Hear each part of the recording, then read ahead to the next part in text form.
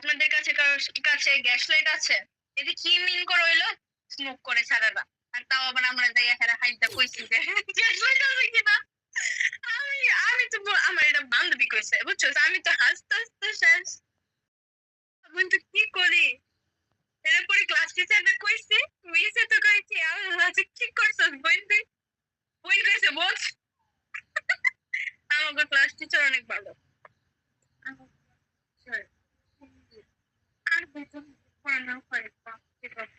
ভাইয়া হ্যাঁ কন। কি করেন? কিছু না, শুয়ে আছি।